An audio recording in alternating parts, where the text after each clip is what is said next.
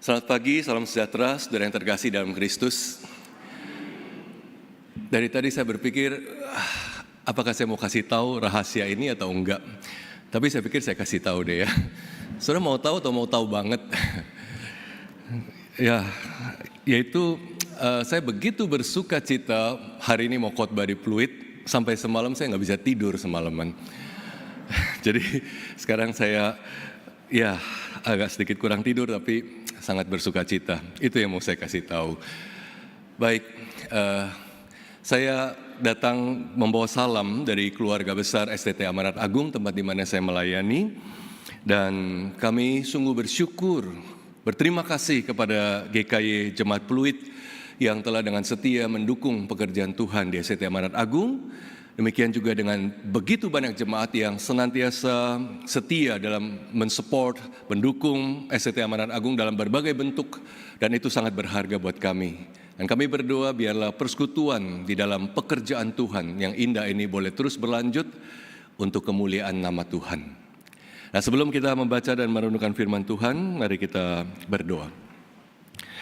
Kami bersyukur Tuhan, hari yang berharga kami boleh datang ke hadapan-Mu untuk beribadah kepada Allah yang hidup, dan saat ini kami akan membaca dan merenungkan firman yang berharga, firman yang berkuasa.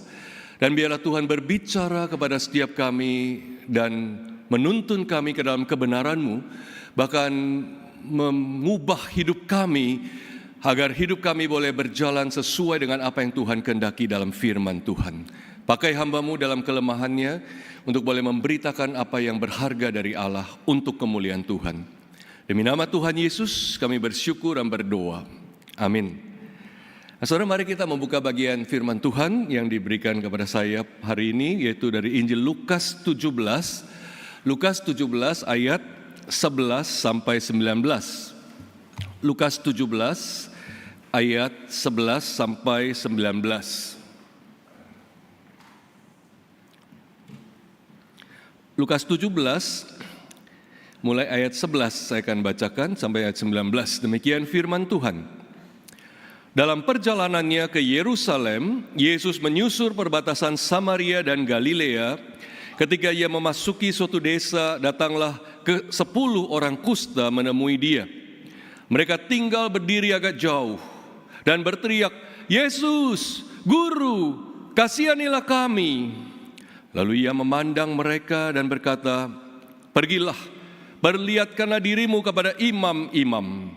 Dan sementara mereka di tengah jalan, mereka menjadi tahir.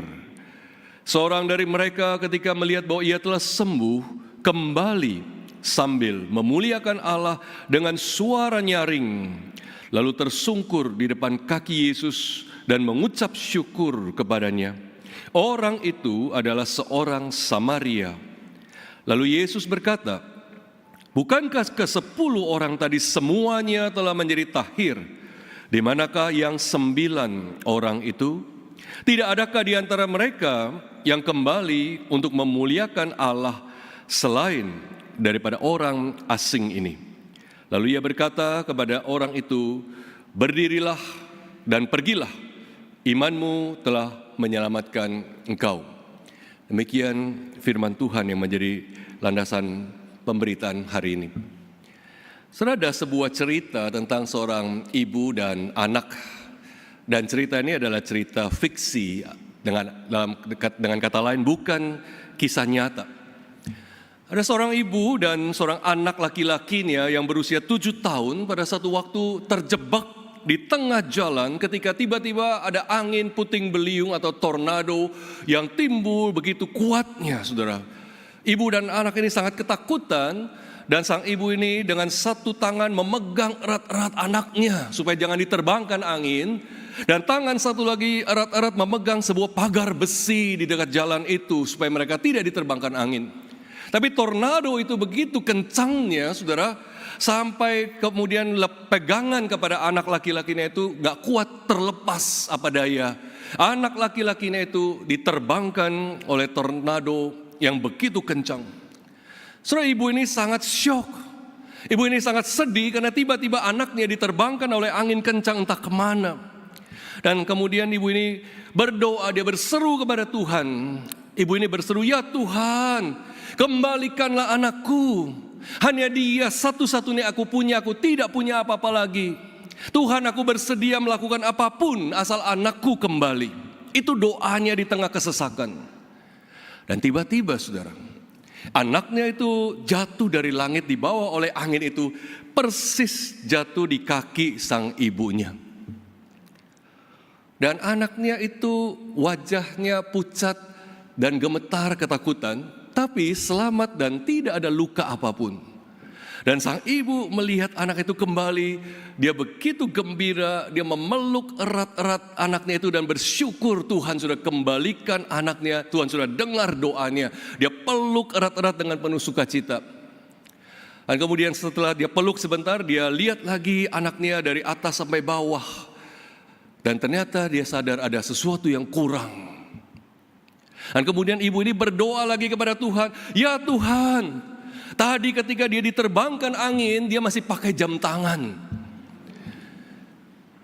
Inilah doa kedua dari sang ibu. Saudara, manusia memang cenderung lebih gampang bersungut-sungut daripada mengucap syukur. Bahkan ketika ia telah diberkati dengan begitu limpah. Banyak orang yang bahkan merasa bahwa hidup yang lancar, hidup yang diberkati itu sudah sepantasnya mereka miliki, sudah sepantasnya menjadi bagian dalam hidup mereka, itu sudah seharusnya. Begitu banyak orang yang merasa entitled, yang merasa berhak untuk diberkati oleh Tuhan dan menikmati segala sesuatu yang baik dari Tuhan. Khususnya atau apalagi orang-orang Kristen yang sudah dengan aktif ibadah, sudah rajin memberi persembahan, sudah setia melayani. Banyak yang demikian justru merasa lebih pantas untuk hidup diberkati oleh Tuhan. Rasanya hidup yang diberkati itu sudah wajarnya karena dia rajin ke gereja, beri persembahan, melayani. Dan jangan-jangan memang begitu banyak orang Kristen yang merasa entitled, yang merasa berhak menikmati kebaikan Tuhan. Bahkan ketika mereka mengucap syukur pun, itu adalah ucapan syukur dari tempat yang tinggi, dari tempat di mana dia berasa berhak untuk mendapatkan semua berkat itu. Kalau demikian saudara, begitu ada sedikit saja hal yang tidak beres dalam hidupnya, hal yang salah dalam hidupnya, maka dengan mudah ucapan syukur itu akan berganti dengan sungut-sungut, keluh kesah, dan protes kepada Tuhan. Karena dia merasa hidupnya pantas berjalan dengan baik. Maka saudara, betapa kita perlu belajar bahwa kita ini sebenarnya adalah orang-orang berdosa yang sama sekali tidak layak mendapat satupun hal yang baik dari Tuhan. Kita sama sekali tidak layak. Setiap hal yang baik, setiap hal yang baik yang kita terima dari Tuhan hari ini, itu adalah anugerah Tuhan semata-mata, bukan karena kita layak mendapatkannya. Kita tidak sedikit pun mempunyai hak, entitled, tidak mempunyai sedikit pun kepantasan untuk diberkati oleh Tuhan seberapapun salehnya hidup kita, saudara. We are not entitled to anything good from God. Kita harus mengerti itu. Kalau kita mengucap syukur, haruslah kita mengucap syukur dari tempat yang rendah. Dari posisi yang rendah di mana saya merasa saya benar-benar tidak pantas menerima semuanya, dan itu semua adalah kemurahan Tuhan semata, dan untuk itu saya mengucap syukur. Seharusnya begitulah sikap kita dalam bersyukur, dalam perasaan tidak layak. Dan sikap seperti itulah yang ditunjukkan dalam kisah yang kita baca dalam Injil Lukas 17 tadi. Saudara, kisah ini dimulai dengan cerita perjalanan Yesus menuju Yerusalem, dan dia melewati perbatasan Samaria dan Galilea. Dan saudara, di tengah perjalanan itu Yesus diinterupsi oleh 10 orang penderita kusta atau penyakit kulit yang membuat mereka najis. Dan mereka kemudian datang dan berseru kepada Yesus, "Yesus, Guru, kasihanilah kami." Itulah seruan mereka. Dan saudara, saya bisa membayangkan itu adalah satu seruan yang sangat menyayat hati, sangat memelas. Seruan dari situasi yang begitu desperate, yang begitu putus asa, saudara. Khususnya kalau kita mengerti konteks orang yang sakit kusta pada zaman itu. Saudara, pada masa itu, saudara, menurut hukum Taurat, kalau kita baca di Imamat pasal 13, orang yang menderita penyakit kusta itu bisa dikatakan menderita sebuah penyakit terkutuk. Bukan karena itu diakibatkan oleh kutukan, melainkan karena akibat dari penyakit kusta itu membuat hidup mereka begitu menderita, saudara. Kalau kita lihat di dalam Imamat 13 ayat 45 sampai 46, mereka itu harus diasingkan dari masyarakat dan posisi mereka itu begitu jauh dari masyarakat dalam kondisi yang sangat mengenaskan. Saudara bisa bayangkan, sudah menderita sebuah penyakit yang belum ada obatnya, yang membuat tubuh mereka menderita, sakit. Dan kemudian apa yang ditulis oleh Imamat 13 itu, dikatakan demikian, orang yang sakit kusta harus berpakaian yang cabik-cabik atau compang-camping. Rambutnya terurai, dan lagi ia harus menutupi mukanya sambil berseru, najis, najis. Selama ia kena penyakit itu, ia tetap najis. Memang ia najis, ia harus tinggal terasing di luar perkemahan, itulah tempat kediamannya. Saudara melihat hukum Taurat berkali-kali mengatakan najis, najis, najis, terasing, terputus dari masyarakat. Mereka menjadi orang-orang buangan, outcast. Mereka menjadi orang-orang yang diasingkan, dibuang, dipandang menjijikkan. Mereka menderita penolakan yang keras dari masyarakat. Saudara bisa bayangkan penderitaan demi penderitaan yang menimpa orang kusta pada zaman itu. Orang-orang kusta mereka terputus dari keluarganya, mereka terputus dari masyarakatnya, dan juga mereka terputus dari ibadah-ibadah mereka yang memberi mereka identitas sebagai umat Allah. Jadi saudara bisa bayangkan mereka di pengasingan, di luar kampung, di luar perkemahan yang biasanya banyak daerah padang gurun. Mereka bahkan tidak mempunyai identitas lagi sebagai umat Allah, karena mereka tidak bisa ibadah, mereka tidak bisa melaksanakan semua ritual yang mereka harus ikuti, karena mereka najis, karena mereka buangan, outcast, dan karena mereka tidak bisa diterima di tengah masyarakat. Maka tidak heran saudara, kita melihat ke-10 orang kusta ini datang kepada Yesus dan dikatakan mereka hanya bisa berseru dari jauh, ayat 12. Karena kondisi penyakit mereka ini, maka sekarang kita bisa mengerti betapa desperate-nya situasi mereka, dan seruan mereka itu adalah seruan yang sungguh-sungguh berharap pada Yesus. Yesus, Guru, kasihanilah kami. Saya bisa membayangkan ini seperti seruan dari orang yang jatuh di dalam sumur di padang gurun kepada orang satu-satunya yang lewat di atas sumur itu. Saudara bisa bayangkan itu pasti teriakan habis-habisan. Mungkin teriakan terakhir yang kuat mereka lakukan. Dan apa yang menonjol dari ke-10 orang kusta itu adalah bahwa mereka yakin Yesus sanggup menyembuhkan mereka. Mereka tentu sudah banyak mendengar tentang Yesus yang berkeliling dengan penuh kasih dan kuasa, menyembuhkan begitu banyak orang. Dan kini mereka berharap, menaruh pengharapan mereka kepada Yesus untuk menyembuhkan mereka. Dan kita melihat Yesus menunjukkan kasih-Nya kepada mereka 10 orang kusta ini. Ketika mereka dipandang jijik, dipandang najis oleh banyak orang, banyak masyarakat, Yesus justru menunjukkan belas kasihan-Nya. Yesus justru menunjukkan kemurahan-Nya, dan Yesus mau menyembuhkan mereka. Dan saudara, apa yang Yesus lakukan berikutnya itu adalah satu hal yang unik. Kenapa saudara? Yesus tidak melakukan mujizat itu on the spot atau langsung di tempat. Tidak. Banyak orang yang disembuhkan Yesus on the spot, langsung dia jamah, dia sembuh. Tapi ini tidak. Kalau kita saudara, kita makan di restoran fast food, umumnya kita akan ditanya kan, Pak, Bu, ini untuk makan di sini atau take away, ya, for here or to go or to go. Dan di sini saudara, Yesus memberikan mujizat yang sifatnya take away miracle. Artinya hanya bisa dinikmati setelah keluar dari konternya Yesus. Jadi saudara, Yesus menyuruh ke-10 orang kusta ini untuk memperlihatkan diri mereka kepada para imam, bahwa mereka sudah sembuh. Karena itu memang adalah syarat, salah satu syarat dalam hukum Taurat, sebagaimana aturan-aturan untuk orang kusta yang sembuh, dan sebelum mereka kembali ke masyarakat, mereka harus memperlihatkan diri kepada para imam dan kemudian melakukan ritual 8 hari, baru kemudian boleh kembali kepada masyarakat. Maka saudara, ke-10 orang kusta ini sebenarnya mereka pergi dengan iman, karena mereka belum sembuh. Tapi mereka percaya mereka akan sembuh dalam perjalanan menuju para imam. Dan dikatakan tadi di tengah jalan. Maka apa yang dijanjikan oleh Yesus secara implisit itu, yaitu kesembuhan, Yesus nggak bilang akan menyembuhkan mereka. Yesus cuma bilang, pergilah, perlihatkanlah dirimu kepada para imam. Dan itu hanya bisa dilakukan oleh orang-orang kusta yang sembuh.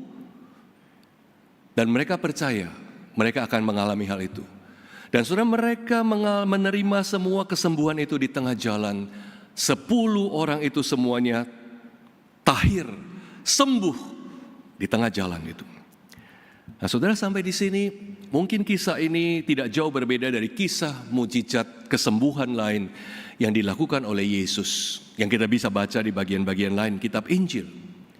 Namun apa yang mau ditekankan dalam bagian ini, yaitu dari ke-10 orang kusta itu, ada satu dan hanya satu orang yang kembali kepada Yesus untuk berterima kasih kepada Dia. Dan Lukas mencatat satu orang yang kembali ini dikatakan adalah seorang Samaria. Orang Samaria adalah suku yang dipandang rendah dan dihina oleh orang-orang Yahudi, dan orang Yahudi bermusuhan dengan orang Samaria. Dan Yesus juga menyebut orang yang kembali ini, si Samaria ini, sebagai apa? Orang asing. Dan dengan demikian Yesus mengindikasikan bahwa 9 orang yang lain itu semua bukan Samaria, tapi Yahudi. Karena Yesus berkata, selain orang asing ini, nggak ada yang kembali kah? Itu berarti selain dia, yang lain bukan orang asing, orang Yahudi. Jadi satu orang ini justru ada orang yang unik, seorang Samaria yang dipandang rendah, orang Yahudi yang sembuh dan kembali. Maka saudara, di sini saya ingin mengajak saudara melihat 3 hal yang indah tentang ucapan syukur, mengucap syukur dari kisah satu orang yang kembali ini. 3 hal. Yang pertama, saudara, ucapan syukur yang berkenan kepada Allah, yang berkenan kepada Yesus, itu adalah ucapan syukur dari hati yang sungguh merasa tidak layak. Seperti yang saya katakan tadi. Yang ucapan syukur yang sungguh berasal dari hati yang merasa tidak layak. Saudara, orang Samaria ini mempunyai hati yang spesial dibandingkan dengan 9 orang lainnya yang adalah orang Yahudi.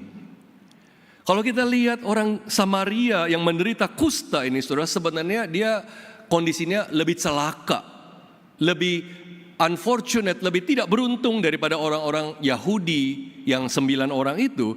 Bahkan bisa dikatakan dia sebenarnya menjadi seorang double loser, seorang pecundang ganda, saudara. Kenapa, saudara? Pertama, dia Samaria. Itu berarti dia status sosialnya lebih rendah. Dia dihina, dia tidak dianggap. Dan sudah itu celakanya kemudian dia menderita penyakit kusta, sehingga dia dipandang jijik, dipandang menggelikan, najis. Saudara bisa bayangkan, sudah Samaria, kusta lagi, seperti pepatah, sudah jatuh, tertimpa tangga. Akan tetapi saudara, si Samaria yang adalah seorang double loser ini, terlepas dari status sosialnya, status di masyarakat yang rendah itu, terlihat dia punya sensitivitas rohani yang jauh lebih indah daripada 9 orang lainnya yang mungkin status sosial di masyarakatnya lebih tinggi. Orang Samaria ini menyadari bahwa Allah lah yang telah menyembuhkan dia, dan dengan cepat-cepat dia ingin kembali kepada Yesus untuk berterima kasih kepada Yesus dan memuliakan Allah. Disinilah saudara kita melihat perbedaan definisi first things first-nya antara satu orang yang kembali ini dengan 9 orang lain yang tidak kembali. Kita tahu semua istilah first things first kan, yang paling utama, prioritas dikerjakan dulu, diutamakan. Setiap kita punya first things first dalam hidup kita. Bagi 9 orang yang lain itu, first things first mereka itu adalah apa? Cepat-cepat pergi memperlihatkan diri mereka kepada para imam. Karena pertama itu memang sesuai dengan hukum Taurat, dan kedua karena mereka ingin cepat-cepat dinyatakan sembuh oleh para imam itu, kemudian mengikuti ritual 8 hari, dan mereka ingin cepat-cepat kembali kepada keluarga mereka, kembali kepada masyarakat mereka, dan kembali bisa beribadah di rumah Allah mereka. Kelihatannya 9 orang ini mempunyai first things first yang benar. Tapi saudara, si Samaria ini prioritasnya lain. Prioritas utamanya adalah mengungkapkan syukurnya, terima kasihnya kepada Yesus karena dia mengerti bahwa Yesus adalah seorang yang dari Allah yang telah menyembuhkan dia. Maka saudara, bagi si Samaria ini bertemu dengan Yesus, datang kembali kepada Yesus, itu prioritas tertinggi di atas segala yang lain yang bahkan disyaratkan oleh hukum Taurat. Dia tidak berpikir apalagi soal berjalan terus kepada para imam. Dia tidak memikirkan dulu keluarganya yang dia akan kembali kepada keluarga itu. Dia tidak berpikir tentang ritual-ritual yang akan dia lakukan segera.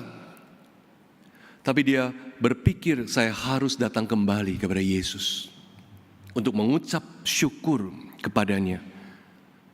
Dan saudara, kita melihat ini adalah sebuah obsesi bagi si Samaria ini. Obsesi adalah sesuatu yang begitu menguasai pikiran, menguasai jiwa, yang selalu terpikir dan ingin dikerjakan, ingin dilakukan. Dan inilah menjadi obsesi seorang yang mengerti anugerah Allah. Dan dia tahu dia adalah seorang double loser, yang selama hidupnya mungkin dipandang rendah, dipandang hina. Apalagi ketika dia menderita kusta, dia habis segala-galanya, tidak ada lagi harga dirinya. Bertemu orang, dia harus bilang saya najis, dan orang akan bilang kamu najis. Samaria yang najis, itu adalah hinaan yang sangat merendahkan. Dan dia mengerti betapa dia telah mendapatkan kasih karunia yang begitu besar di dalam hidupnya. Maka dia kembali, ingin kembali, satu-satunya dia terpikir hanya, aku harus kembali kepada Yesus yang menyembuhkan aku. Saudara, orang yang mengucap syukur dari tempat yang rendah seperti inilah yang berkenan kepada Allah. Dan kisah ini, saudara, saya lihat mempunyai satu kemiripan dengan kisah di Lukas Injil yang sama, pasal ke-7. Di sana diceritakan seorang perempuan berdosa yang datang kepada Yesus ketika Yesus diundang makan oleh seorang Farisi di rumahnya. Perempuan berdosa ini datang masuk, tahu-tahu dia menuangkan minyak wangi di kaki Yesus dan menyeka kaki Yesus dan minyak wangi itu dengan rambut yang diurai. Dan seorang Farisi itu melihat apa yang dilakukan perempuan berdosa ini. Orang Farisi ini berpikir dalam hati, kalau saja Yesus ini seorang nabi beneran, pasti dia tahu ini perempuan berdosa dan dia gak akan izinkan perempuan ini melakukan hal itu. Tapi Yesus mengerti, tahu isi hati orang Farisi yang mengundang makan. Dan Yesus berkata kepada si Farisi itu, kamu lihat perempuan ini, kenapa dia melakukan hal itu? Dosanya yang besar telah diampuni, maka dia melakukan kasih yang besar. Dosa yang sedikit diampuni, melakukan kasih yang sedikit. Atau dengan kata lain, kalau saya parafrase, hidup dosa yang besar diampuni menghasilkan ucapan syukur yang besar. Dan dosa yang diampuni sedikit menghasilkan ucapan syukur yang kecil. Seberapa sungguh dan baiknya ucapan syukur kita itu sungguh ditentukan oleh seberapa besar kita merasa saya tidak layak dan saya telah menerima anugerah Allah yang begitu besar. Kalau kita tidak pernah merasa kita tidak layak, kalau kita tidak pernah merasa bahwa semua ini anugerah yang saya sama sekali tidak pantas mendapatkannya, maka ucapan syukur kita adalah selalu dari tempat yang rendah. Dan orang Samaria ini, dia membuktikannya dengan posturnya ketika dia datang kepada Yesus. Dia jatuh tersungkur di kaki Yesus, menandakan bahwa saya tidak layak. Saya telah menerima kasih dan anugerah-Mu yang begitu besar, dan saya mau datang berterima kasih kepada Yesus. Saudara, biarlah ucapan syukur kita hari ini bukan kita haturkan dari posisi tinggi karena kita merasa memang sudah sepantasnya saya diberkati Tuhan, maka oke, saya mengucap syukur. Tapi kita Menghaturkan syukur itu dari satu situasi hati yang sungguh-sungguh tahu saya tidak pantas dapat satu pun yang baik dari Tuhan. Dan ini saya persembahkan untuk Tuhan, menjadi obsesi saya. Apa yang saya terus pikirkan dalam hati saya terus ingin lakukan buat Tuhan, kembali kepada Dia dan memberi syukur saya kepada Dia. Ini yang pertama. Mengucap syukur yang berkenan kepada Allah itu adalah ucapan syukur dari posisi merasa tidak layak. Yang kedua, saudara, kita melihat bahwa iman dan ucapan syukur itu tidak terpisahkan. Iman dan thanksgiving itu tidak terpisahkan. Orang Samaria yang kembali kepada Yesus itu, saudara, kita melihat dia lebih dari sekadar ingin berterima kasih kepada Yesus. Melalui mujizat kesembuhan yang dia telah alami dari Yesus, dia kemudian mengenal Yesus, dia lebih dari sekadar nabi yang hebat. Dia adalah Tuhan sendiri, dan orang Samaria ini datang sebenarnya menunjukkan imannya kepada Yesus yang menyelamatkan dia, memberi keselamatan kepada dia. Dan itu dikonfirmasi oleh Yesus dengan mengatakan, imanmu telah menyelamatkan engkau. Imanmu telah menyelamatkan engkau. Sedangkan yang ke-9 orang itu, yang lainnya, mereka pada dasarnya menerima kesembuhan karena mereka percaya pada kuasa Yesus, tapi mereka tidak sampai pada saving faith, iman yang menyelamatkan. Mereka hanya percaya Yesus berkuasa dan mereka mengalami kesembuhan itu, tapi mereka tidak pernah sampai kepada iman yang menyelamatkan mereka.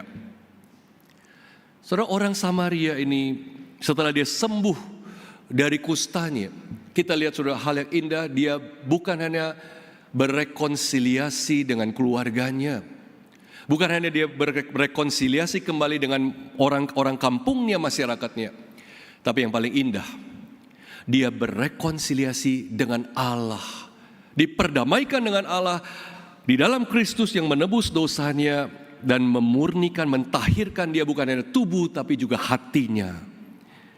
Saudara, mungkin di mata orang Yahudi, orang Samaria ini masih akan terus dipandang sebagai orang asing.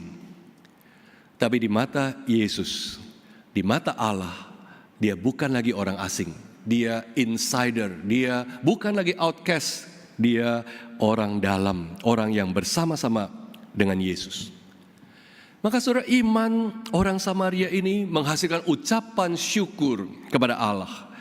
Dengan kata lain saudara, ucapan syukur itu adalah tindakan iman, the act of faith. Ucapan syukur itu adalah sebuah ekspresi dari iman. Karena dia punya iman kepada Kristus dan dia ekspresikan dengan ucapan syukurnya kepada Kristus dan pujian kepada Allah. Maka saudara, kita melihat iman dan ucapan syukur itu tidak pernah terpisahkan.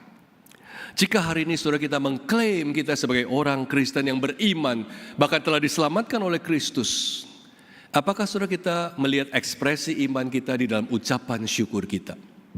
Ada enggak Tuhan mendapatkan satu ekspresi ucapan syukur dari hidup saudara yang telah mengalami anugerah Allah yang begitu besar? Saudara, jangan kita seperti perempuan dalam cerita fiksi di awal tadi yang hanya mau menerima yang baik dari Tuhan, tapi ketika situasi tidak baik, ada yang kurang sedikit saja, langsung ucapan syukur itu hilang, diganti dengan komplain. Kalau kita renungkan baik-baik hidup kita, ada begitu banyak kebaikan Tuhan, dan terutama keselamatan di dalam Kristus, saya ingin katakan itu tidak ternilai, saudara. Kalau saudara tanya kepada saya, apa yang kamu dapatkan di dalam Kristus? Secara singkat saya mau bilang apa? Di dalam Kristus apa yang saya dapat? Yaitu apa yang saya kehilangan di dalam Adam, saya dapat kembali, di-refund kembali oleh Kristus. Dan itu jumlahnya tak terhingga, saudara. Di dalam Adam yang berjatuh dalam dosa, saya habis segala-galanya. Saya hilang, bangkrut segala-galanya. Saya kehilangan hubungan dengan Tuhan. Saya kehilangan damai sejahtera. Saya kehilangan arti hidup. Saya kehilangan penyertaan Tuhan. Saya kehilangan perkenan dari Tuhan. Dan begitu banyak saya kehilangan di dalam Adam. Tapi di dalam Kristus, saya mendapatkan satu persatu kembali apa yang saya dulu hilang di dalam Adam, saya peroleh kembali di dalam Kristus. Buat saya itu adalah the greatest refund yang pernah saya terima dalam hidup saya. Dan harusnya itu saya ekspresikan dengan ucapan syukur yang tidak habis-habisnya. Karena iman saya kepada Kristus tidak terpisah dari ucapan syukur atas apa yang saya alami dengan limpahnya di dalam Kristus. Maka saudara, yang kedua, kita melihat iman dan ucapan syukur itu tidak terpisahkan. Ucapan syukur adalah ekspresi tindakan dari iman. Buktinya kalau kita beriman, bukan hanya mengaku saya percaya pada Yesus, bukan hanya bilang saya pasti masuk surga, meskipun itu benar, tapi kesejatian dari iman kita lihat hari ini diungkapkan selalu dengan ucapan syukur. Rasa terima kasih yang begitu dalam kepada Kristus, kepada Allah yang menyelamatkan kita. Yang ketiga, saudara, kita harus berhati-hati. Berkat Tuhan itu tidak selalu membawa orang itu datang kepada Tuhan untuk diselamatkan, dan tidak selalu menghasilkan ucapan syukur di dalam diri seseorang, meskipun dia diberkati Tuhan. Dan itu yang harus membuat kita berhati-hati. Saudara, kalau kita melihat kisah ke-9 orang yang disembuhkan itu, yang tidak kembali kepada Allah untuk diselamatkan, untuk mengucap syukur. Saudara, mereka hanya mengalami kesembuhan jasmani, tapi mereka sama sekali tidak menerima bagian terindah untuk kerohanian mereka. Tidak adanya ucapan syukur dari ke-9 orang itu, saudara. Karena mereka hanya menginginkan Allah berbuat sesuatu kepada mereka dan bukan menginginkan Allah sendiri. Mereka ingin Allah berbuat, memberi mereka sesuatu, tapi mereka tidak menginginkan hubungan dengan Allah. Mereka datang kepada Yesus, mereka ingin Yesus melakukan sesuatu untuk mereka, bukan menginginkan Yesus. Maka saudara, tidak demikian halnya dengan orang Samaria itu. Dia bukan hanya datang untuk menginginkan Yesus berbuat sesuatu kepada dia. Mungkin awalnya begitu, tapi begitu dia mengalami anugerah yang luar biasa itu, dia terpikir saya harus mendapatkan lebih dari kesembuhan ini, yaitu hubungan pribadi dengan Sang Pribadi Agung ini, Yesus yang menyembuhkan saya. Saudara, dari ke-10 orang ini, 9 orang memanfaatkan Allah, hanya 1 orang yang ingin berelasi dengan Allah. 9 orang melihat Allah berguna, hanya 1 orang yang melihat Allah indah. Yesus sungguh berarti dalam hidupnya. Allah memberkati begitu banyak orang, saudara, dengan anugerahnya yang umum, general grace-nya untuk semua orang. Saudara, kita melihat begitu banyak orang yang hidup baik, mungkin tidak berkelebihan tapi berkecukupan, punya pekerjaan yang baik, punya keluarga yang baik. Tetapi saudara, tidak semua orang yang menerima anugerah umum ini kemudian bersyukur kepada Tuhan dan datang kepadanya, merindukan satu relasi dengan Allah dan mau diselamatkan oleh Dia. Maka saudara, sebenarnya diberkati oleh Tuhan belum tentu itu adalah berkat yang terbesar. Diberkati oleh Tuhan itu belum tentu adalah berkat yang membawa kita kepadanya atau bahkan diselamatkan oleh Dia. Tapi berkat sejati dari diberkati oleh Tuhan seharusnya adalah berkat itu membawa kita bukan hanya sampai kepada memanfaatkan Allah, tapi juga memiliki hubungan dengan Allah. Memperoleh the gift of salvation, anugerah keselamatan itu seperti seorang Samaria yang kembali kepada Yesus ini. Jikalau saudara merenungkan hidup saudara, betapapun sulitnya hidup saudara hari ini, saya tahu tidak ada satupun di antara kita yang hidupnya begitu lancar, begitu mudahnya dan tidak ada halangan. Semua masing-masing kita memikul beban kita masing-masing. Tapi saudara, saya ingin katakan dan ingatkan sekali lagi, kita punya Kristus yang bukan hanya kita ingin sesuatu dari Dia, tapi kita menginginkan Dia lebih dari segala sesuatu.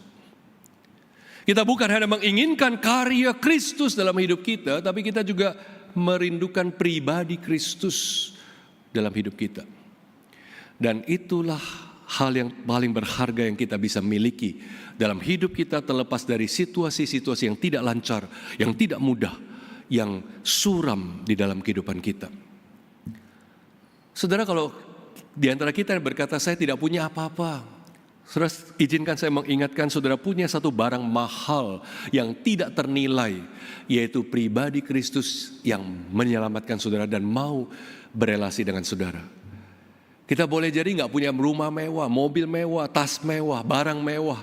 Kita mungkin bilang saya tidak punya apa-apa yang berharga, tapi saudara punya sesuatu yang berharga dan berarti, yaitu pribadi Kristus yang memberi saudara hidup yang berarti. Maka saudara, jangan sampai kita berhenti hanya ingin Allah memberkati kita dan hanya menginginkan manfaat daripada Allah, manfaat daripada mengenal Yesus, tapi kita juga merindukan Dia secara pribadi. Saudara, hari ini Tuhan Yesus sudah begitu memberkati gerejanya. Dan apakah hari ini jangan-jangan Yesus juga sedang datang dan berkata kepada gerejanya, tidak adakah di antara mereka yang kembali dan memuliakan Allah? Tidak adakah di antara mereka yang kembali dan bersyukur kepadaku?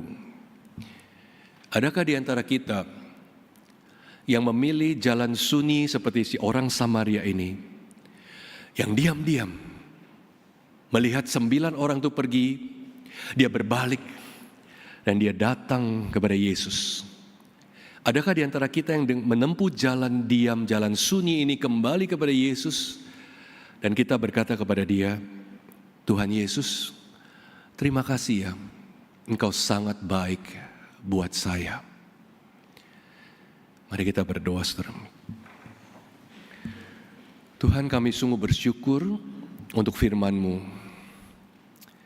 Ampuni kami dalam hidup kami, kalaupun ada syukur kami, kadang-kadang itu seringkali keluar dari posisi yang tinggi karena kami merasa berhak, pantas diberkati. Ampuni kami bahkan ketika begitu mudahnya syukur kami berganti dengan sungut-sungut, keluh kesah dan protes kepada Tuhan. Biar Tuhan menolong kami untuk boleh datang bersyukur dengan satu pengertian kami tidak layak sama sekali. Biar Tuhan menolong kami untuk mengekspresikan iman kami dengan ucapan syukur yang tulus. Datang dengan segala obsesi untuk bersyukur kepada Tuhan. Dan biarlah Tuhan kami menginginkan Engkau, bukan hanya supaya kami menikmati segala berkat-Mu, tapi juga mendapatkan keselamatan dan mengalami iman yang menyelamatkan, yang hanya diberikan oleh Kristus bagi kami. Biarlah firman Tuhan boleh memurnikan ucapan syukur kami, sehingga Tuhan berkenan menerima kami. Biarlah renungan akan segala kebaikan dan anugerah-Mu memenuhi hati kami, pikiran kami, sehingga tidak ada alasan untuk kami untuk tidak mengucap syukur kepada Tuhan. Dengar doa kami. Demi nama Tuhan Yesus kami bersyukur berdoa. Amin.